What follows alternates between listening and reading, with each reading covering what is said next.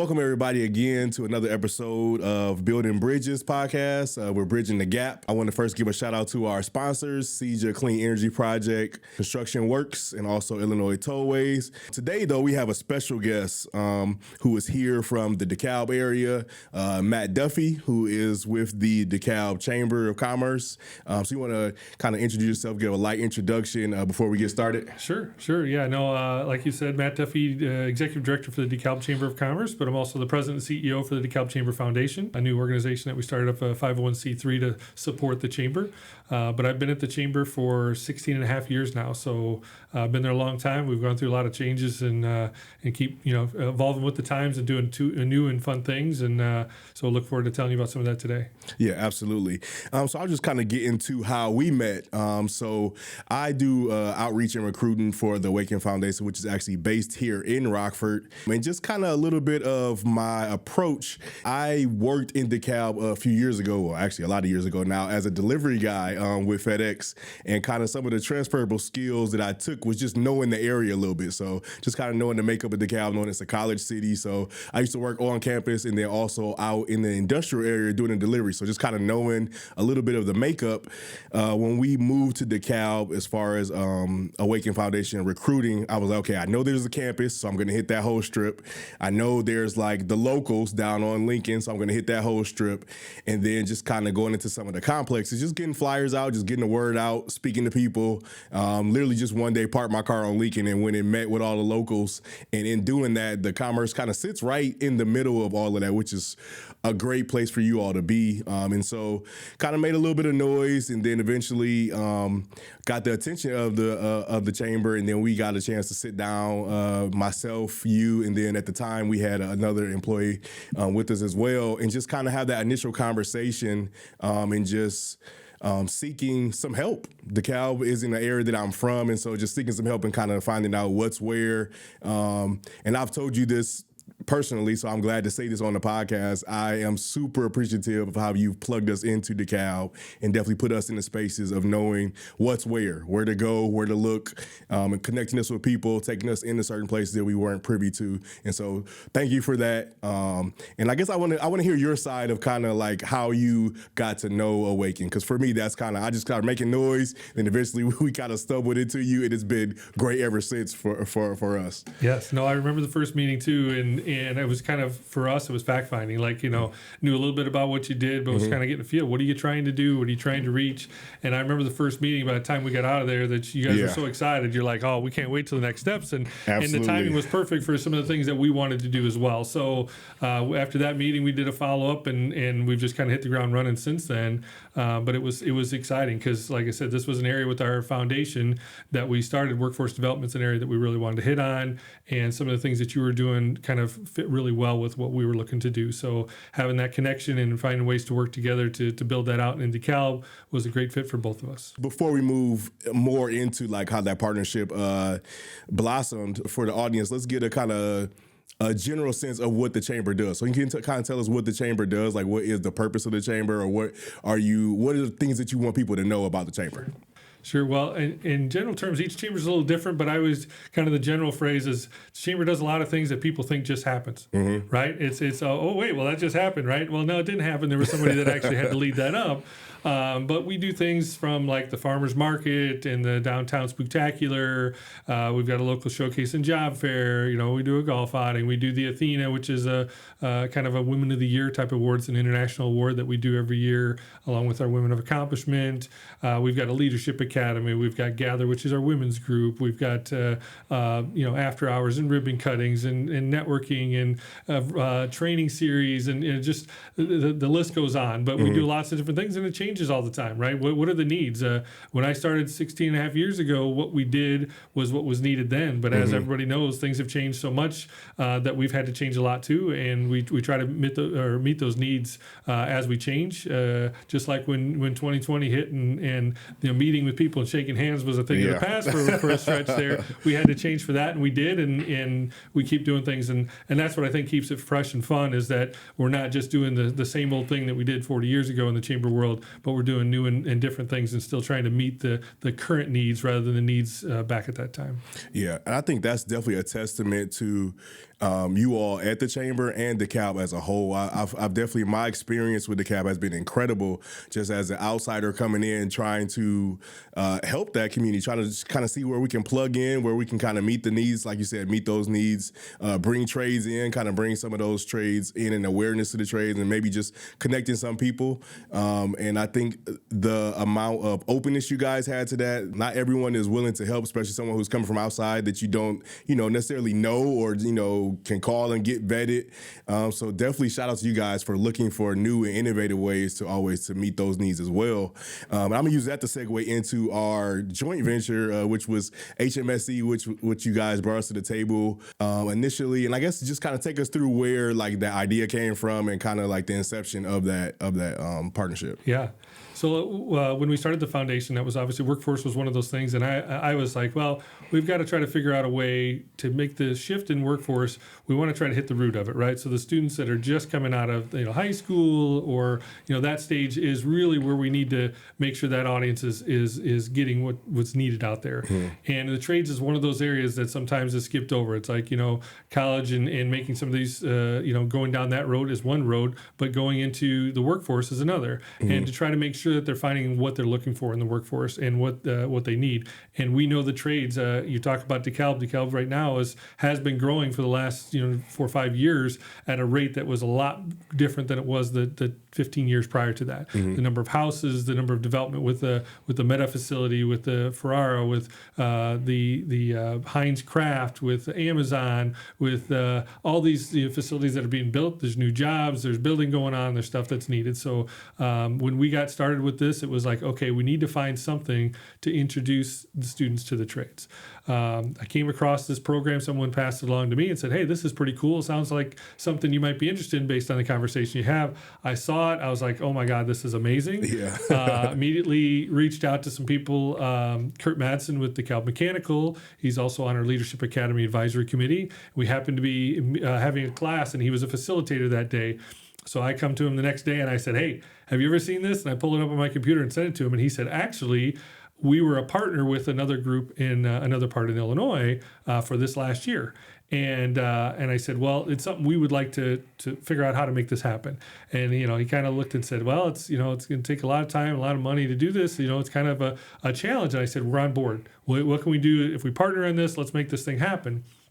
And so when I told him that, he said, okay, let's do it, and jumped on board. And once we did that, that's when we started meeting. And the meeting, when we had you guys in to talk about that, we had the Kishwaukee Education Consortium there. We had some volunteers there. We had different organizations that we thought, hey, if we can get all these people on the same page, we can make this thing happen, make it a success, and make it not too heavy for one person to carry all the weight. Yeah. And once we came out of that meeting, everybody was excited, right? Mm-hmm. Everybody's like, well, I'll do this. Well, I'll do this. And everybody kind of took their component that they would, and we said, okay, well, let's make this happen. So we immediately said, okay, let's do it. Let's move forward on it and keep reaching out and making more contacts.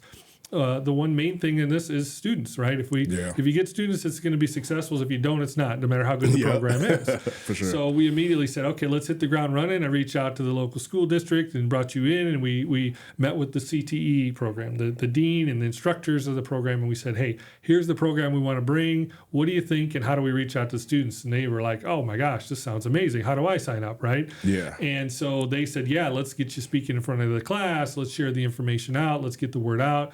Obviously with KEC, the Education Consortium, they do a number of trades programs at theirs. So that was a built-in audience, and there's plenty of other schools. So we started the outreach. We did, speaking to the class. We did articles. We did posts online. We did e-blasts. We talked to people that we knew. We made connections all over the place to the point where we had so many applications that we had the largest amount of applications in the country for this program, and for us for a first-year program. And which was a great problem to have. Yep. But it wasn't just local. It wasn't just DeKalb. It was the surrounding area. We had applicants from 18 local high schools. So this was a wide surrounding area, and just saw that there's a need out there. There's a want. Absolutely. These students are finding it. People are forwarding the information and saying, wow, this sounds like a great program. You should send your kid to it. Or if it's a student, they're saying, hey, to another classmate, here's this great program. What do you say you and I sign up for it? So the good problem was we had all this. The bad problem was we didn't have enough spaces for 120 of them, obviously. Yeah. And originally we said, well, let's try for 20 to 24. 24. We were kind of like, that's kind of a sweet spot there. Actually, when we talked to the HMSC and talking to Angie, it's more of a maybe the 12 to 16 for the first year is a good number to shoot for, but being competitive and wanting to take care of as many kids as we can in this process, we said, well, let's try for 24 in the first year. Well, we got all these applicants and we started going through the process. Like, man, it's tough to select these. So we originally said, well, let's get the 24 in kind of an order and have a wait list after that. And then we started saying, can we take a few more of these? So then we reached back out and said, can we expand it to 30 or so? And they said, if you can handle it, you can definitely expand the program. And ultimately, we had 31, which the largest in the nation, not just for a first-year program, but ever. So 30 was the largest before that, so we wanted to be one notch above that. We could have had, like I said, 120 we had on there. We easily could have had 50 or 60 without a problem. Because we had such a wide reach, we were able to, partner with you on that as well and say, hey, there's another program that's going to be available with the Awaken Foundation in Rockford, and we had some that were real close by that maybe were a good fit for that, and we're able to have a real successful first-year program. Yeah, and those students had a really good experience with us as well. Rockford was a little slower on the recruiting on that one, just a first time. So it was great to have that overflow as well as bringing safety to that program. And so both DeKalb and Rockford being able to add something to the HMSC playbook, as they call it, the full playbook, is such a cool thing to do. Like, come in, hit the ground running, like you said, competitive in that first year. And just kind of a testament to that there are people looking for these opportunities. So we're hearing a lot of times that like there are opportunities waiting and maybe not enough applicants or qualified applicants, but you were trying to meet a number of 20 and you get 120 applicants. That says that there are still kids out here who are looking for that. And that makes me hopeful for sure, as someone who is trying to raise awareness for the trades, but I'm sure that makes you hopeful too, as someone who is trying to connect the dots from the jobs to the people and connecting those two things together. That's definitely a moment where you're just like glad to see that, okay, there is definitely some work to be done here, but there is the availability. Yes. And for a first year, I mean, we were selling a program that we hadn't even done. Yeah. So to sell that to students and have this kind of interest, this year's going to be unbelievable, I think, because now the students that have gone through the program that are either going back to school or students know that went through it are sharing the information and going, man, this was a great program.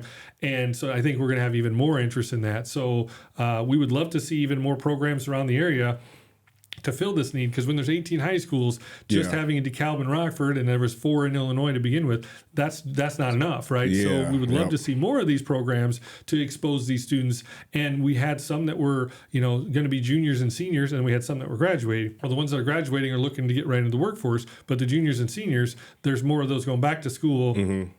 Juniors and seniors this year, that is, they're going back to school and they're telling people about the program. And when they see stuff about it, they're going to be like, oh, is that program you did? Yes. Oh my God, it was amazing. You need to do it. And we think we're going to get a good turnout for that.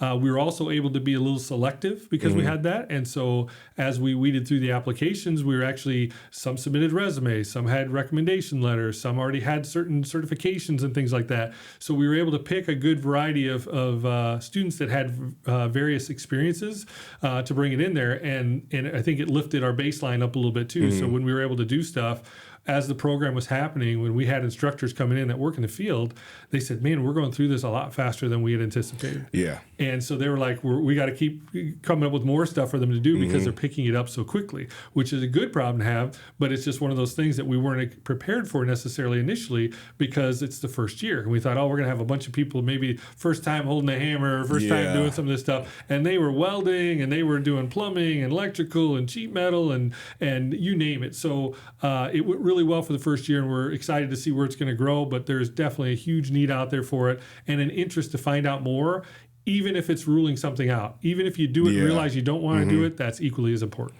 Let's talk about that as far as the decision making, like, and how you're helping at that stage impression on those high school kids, and just kind of give them a chance to see maybe this is for me, maybe this is not. When we talk about fit, we talk about high school and college versus trades and college versus workforce. How important is that to you to be able to be like at that impressionable stage, to have like this camp where they get to see that and get to dive into that for 10 days, 2 weeks, basically, kind of a peek into the trades?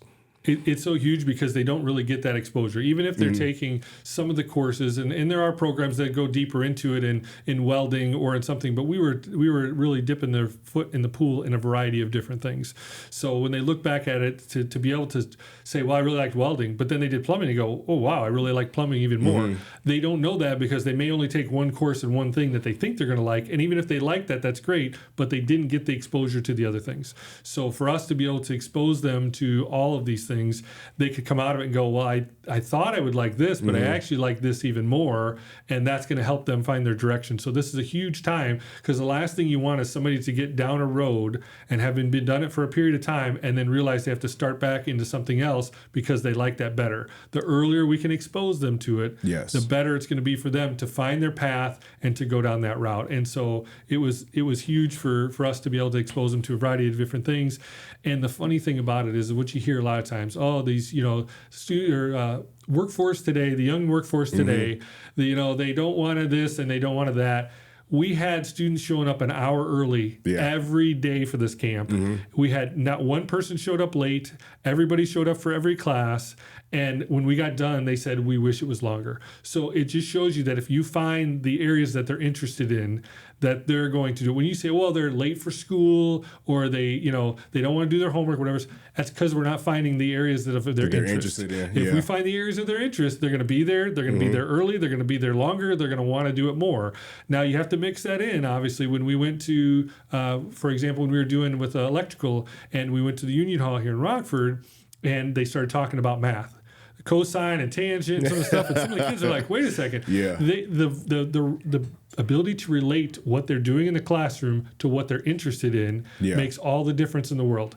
All they're hearing is what they're doing it up for a paper, for a homework assignment, for whatever it is. But when you can apply it to something that they're interested in a real world setting, now you've got their interest. Absolutely. Now you're seeing them come out of their shell. And that's really what we saw. We saw some kids that came in quiet, and by the end, man, they were like, this is awesome. Can you show me this? Asking me questions, following back up. And the parents afterwards, the response that they got from it, oh my gosh, my kid loved coming to it every day.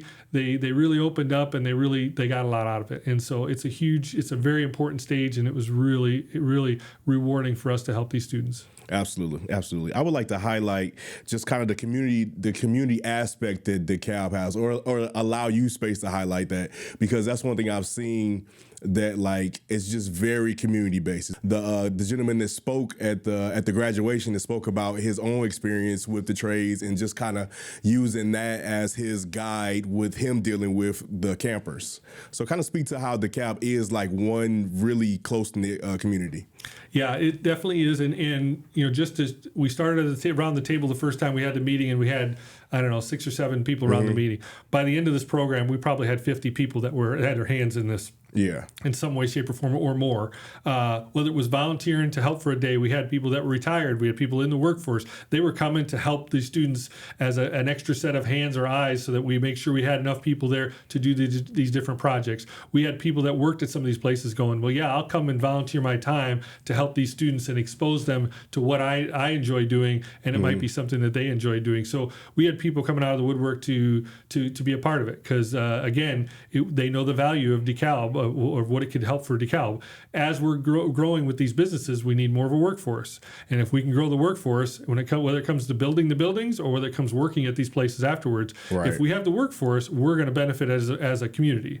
When it comes to increasing EAV, when it comes to adding new programs, when it comes to more dollars in the budget for the city, for the roads or for the schools or for the whatever it might, library, all those things, that they know it's going to be a reward for the community if they do it, and everybody's willing to pitch in. So when we rolled out this program, to hear the feedback of it, whether it was comments, whether it was volunteering, whether it was donating money or time or whatever, everybody was all in. And we still have a list that we're going to be using going forward of other people that we couldn't even get to that want to be a part of it. So what's next? So we've done this. We've seen that we made a big splash. It's definitely a need for it. There's definitely availability on both sides. There are people that want to help. There's people who want the help, and there's the workers there for it. So what do you feel like is next?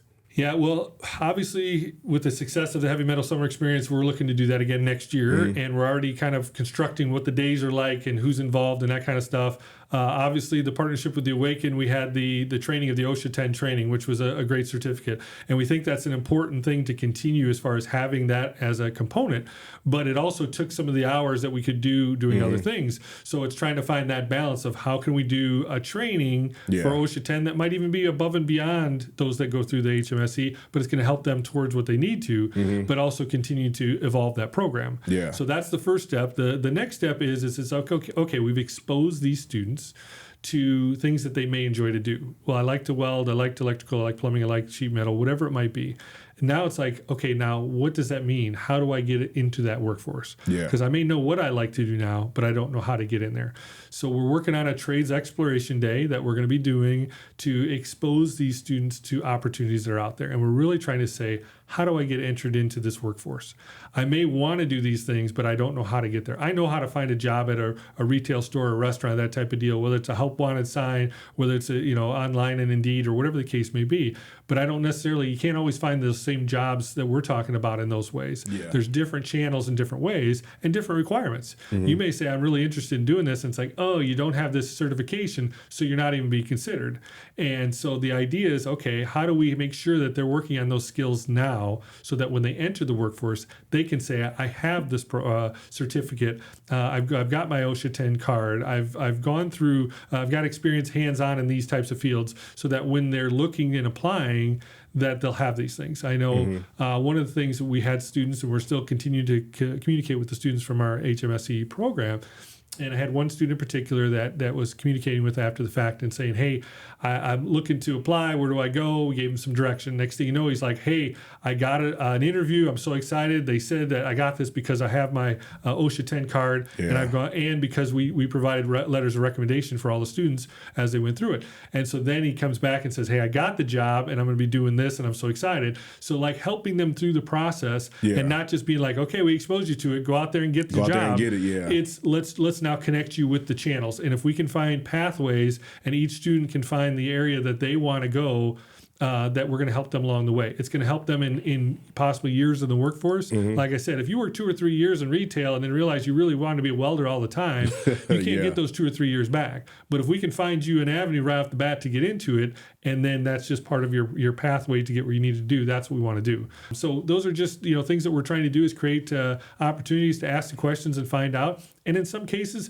they may say, hey, I'm looking to go to college, but I'd like to get into the trades. Well, there's construction management and industrial degrees and things of that nature that you can still get a degree in and still go into these fields. Absolutely. So there's a combination of two. So we're not directing students away from college. We're trying to find them the right path. And sometimes the right path, everybody sends them down the same path. You go to this school, to the workforce. Well, maybe it's this school to this certificate and then to the workforce. Maybe it's this school to the workforce. Maybe it's this school to a degree to the workforce. So it's different for everybody, and we're trying to educate them on it. And if we can do that, then we can help create a pipeline. And now students are starting to think about it at a freshman or sophomore or high school and taking classes accordingly, instead of getting out of high school and then trying to figure out what they want to do. Well, now I just graduated. My parents says I got to find a job, and now I'm trying to figure it out. Well, that's a little late. We want to try to get that process started a little earlier. So hopefully that'll be a success for us as we, like I said, create programs like this to create the pipeline.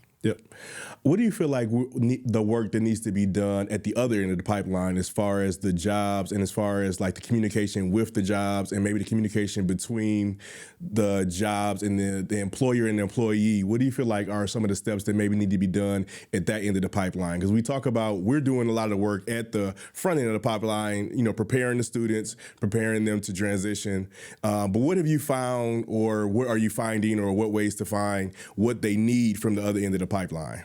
Yeah, that's we're trying to kind of we've got what you're talking about, the getting the students acclimated and exposed and those types of deals, and then we have the workforce, but there's a gap there, and it's what we're really trying to do is bridge the gap, right? We're trying to say, hey, if we build them up and we connect you with them, now all of a sudden everybody knows how this works. Right now there's this silo and this silo, and it's really hard to connect the two. So we're just trying to figure out ways. So this, the trades exploration day, the heavy metal summer experience. We also do a program called Certificate of Employability. Okay. We do that with the high school where we go in, and it's employability skills. So whether or not you're going to the trades, you're going to college, or you're doing something else, you still need these skills, right? Yeah. You need to know how to greet people. You know how to have eye contact and handshake, and how to filter your phrases and different things like that to have good conversations in the right way. So we're teaching them, and then at the end of it, they get a certificate of employability. Another thing for them to put on a resume, to put on an application, to put on whatever. So we're trying to do more of those types of things. So between some of these things that we're doing, we're trying to build that bridge between the workforce and these students and what they need. And I think if we can get more people on the same page, and that's why you said when you came in, you felt welcome. Anybody that's trying to do the same things we're doing, we don't want to be competing. We want to be working together, because if we're all doing stuff together, we can do more than if we're each doing the similar thing, but in a little different way. So it's like, hey, you're doing this and we're doing this. You're doing this kind of training, we're doing this kind of training. Can we put the two together? The heavy metal thing, it's like, well, wait, if we got them in the high school level, they got exposed to it, and then they graduate, and they go through a program that the Awaken Foundation has when they graduate. What a great combination. Yeah. Now we take that and connect that to the workforce even more, and it becomes this pipeline that we keep talking about. So we're trying to keep building that bridge between the two. And some of this is we want to get people around the table to have this conversation. What do you need? Okay, this is what the students are bringing. This is what they need. Is there stuff that they're missing? Oh, it'd be great if they had this. Okay, well, let's look at a training program for this. Let's look at a way to educate them of this. So when they show up, that they're above what the normal expectation is. Companies, they're like, oh, well, we want students that have this. Well, have we told the students of this? Well, no, we put it out through our posting. Okay, but again, are they getting that? Well, we put it in the newspaper. Okay, well, our 18, 19, 20-year-olds, is that the best communication for that? Yeah, it could be, or it could be through different techniques. So it's like, let's do all those things. Let's do online. Let's do social media. Let's do other things that are going to connect to that population better than maybe the way you've been doing it for years for your current workforce that's maybe more in their 40s, 50s, and early 60s. What are ways that if people are trying to get in contact with you or with the chamber, what's the best ways to contact you? I mean, you can always go to our website, DeKalb.org, and find out information to that. You can call us at the chamber office. You can go to our social media and find out what we've got going on. But we've always got programs. We've always got things that are going on. I mentioned the Athena that's coming up, our Spooktacular that's coming up. We have our Gather Women's Group that's doing a wine event, a wine tasting at a local winery.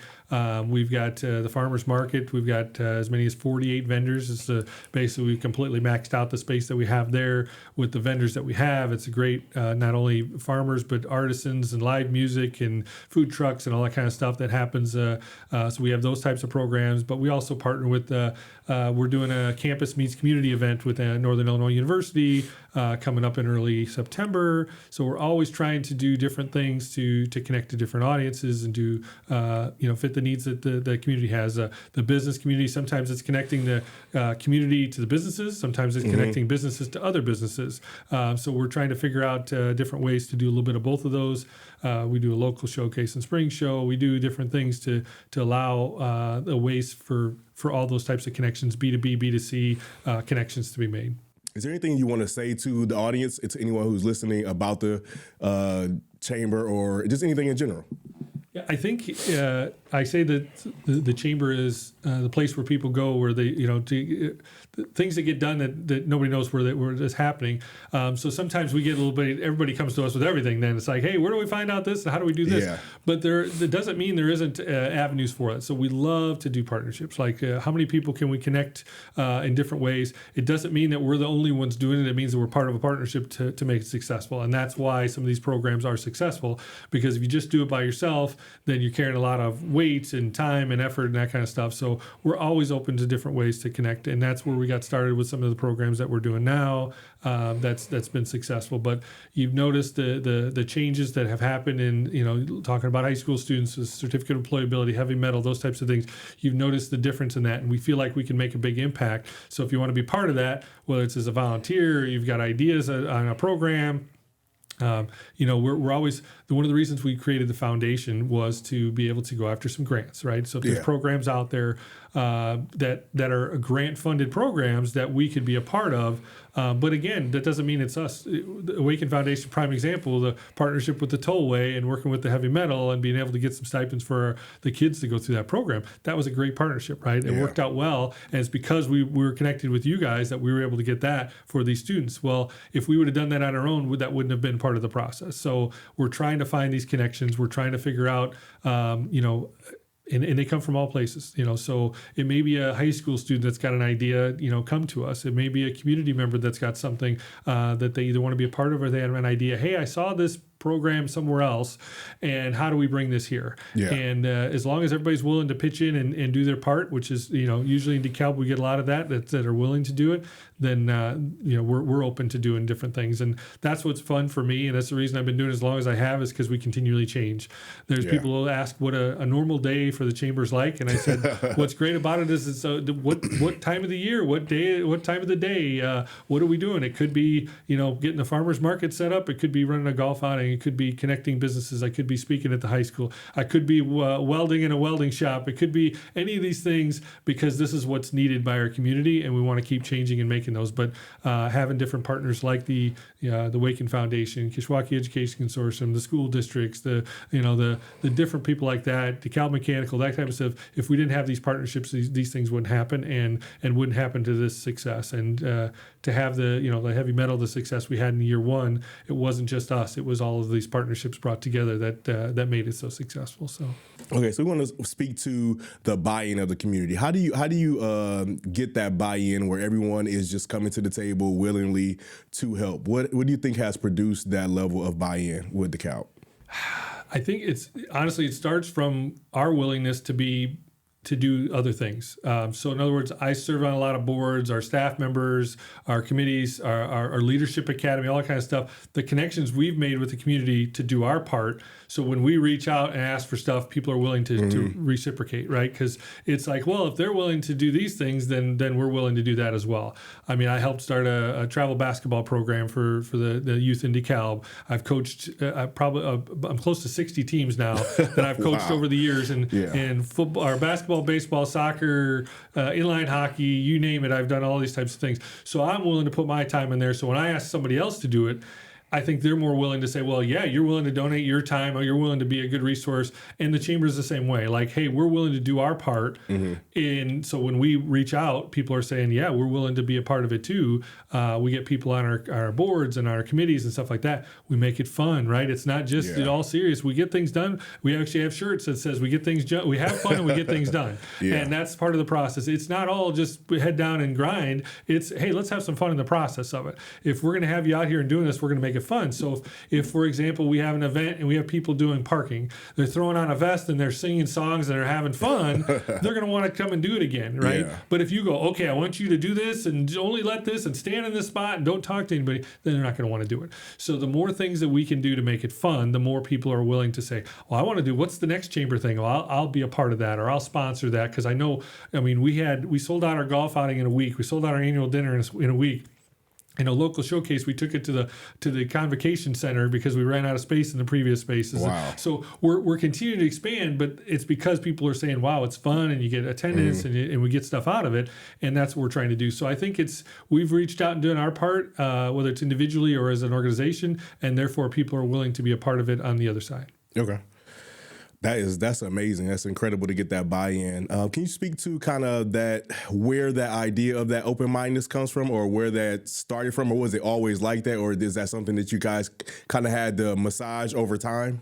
Yeah, I would say balance. I would say that the changing culture of the chambers. I mean, I've been there for a long time. When I got there, it was and I was involved. I was an ambassador and involved in different ways, and it was positive at the time. Don't get me wrong, but we needed to evolve, right? We needed to change and do things. And so I've always told, whether it's staff or committees, I said, there's no sacred cows, right? There's nothing that we do that we're always going to do, and there's nothing that we aren't doing that isn't on the table. Okay. So if you bring an idea and you made, wow, this is way off the wall here. We're gonna have students welding plumbing and doing electrical and doing all that stuff, people might look at it and go, are you kidding me? But when they come to us and say, okay, well, how are we going to make that work? How are we going to pay for it? How are we going to, coordinate? Who's going to staff it? How are we going to run it? Because we want it to be well done. We never want to just do it halfway just to do it and cross it off the list. We want to do it well. So it's always like, okay, how can we make this work? How can we, and when we get buy-in and we get people that are willing to be a part of it, then we can get it to be successful. So I think we've changed that. Now that's just the culture we have now for the DeKalb Chamber, that people are like, hey, if I bring an idea and I'm willing to be a part of it, we can make things happen.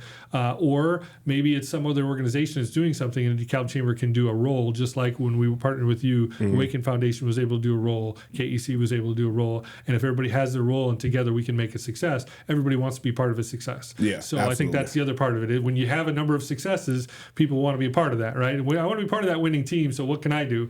And I think that's the other thing. The more wins that we get, the more we get people that are willing to be a part of it in some way. Yeah, and it's always fun when you, like you said, you can get the work done, but having a good time, everybody wants to have a good time, especially if I'm volunteering my time. I've already worked or been with the kids, and it's like the weekend. You want to have a good time. And so that's a great way to always do that. Yeah. Absolutely. Absolutely. One of the things that we did with our heavy metal thing is we fed the students every day. Yeah. Now, that wasn't part of the initial plan. It says snacks. Ours either. Yeah. It says snacks, right? But as we started to do this, we realized we had people that are like, oh, how can I be a part of it? Well, you could pay for some food for that day. Yep. So we feed the students every day. Well, how do you keep their attention? You give them, you work them for a little bit, you give them good food, and then you work them again. And they were thankful for the food. They were attentive at all time. They were never like, my blood sugar's low, I'm hungry, I'm thirsty. We were giving them those things as part of the process, and that was successful. And sometimes I don't think that's always thought of, because it's like, oh, it's an extra expense. Well, it was an expense, but we saw the benefits of it. And so that was what we were able to do. And that's where we were able to utilize some of that. And then again, those people that did it, they came out, and we had some that came out and brought out equipment, and they sponsored lunch. They told the kids about it while they were eating, and they showed them equipment, and they were on to the next thing. So they were able to learn and see these things, and then these sponsors were able to be part of it and teach the kids something along the way. So it was really really rewarding for us, and a great way for us to engage more businesses and people that wanted to be a part of it. Yeah, absolutely. Thanks for spending time with us here on Awaken, Building Bridges, Bridging the Gap. We hope today's conversations inspired you and gave you a new perspective on trades and the people behind them. And before we wrap up, we want to thank our sponsors for truly making this possible. We'd like to thank CEJA, leading the way in clean energy opportunities, Climate Works, powering careers and sustainability, and the Illinois Tollway for investing in infrastructure and workforce pathways. Their support allows us to keep these conversations going and speak to viewers like you. Until next time, keep building purpose through the trades. And keep building bridges in your own community.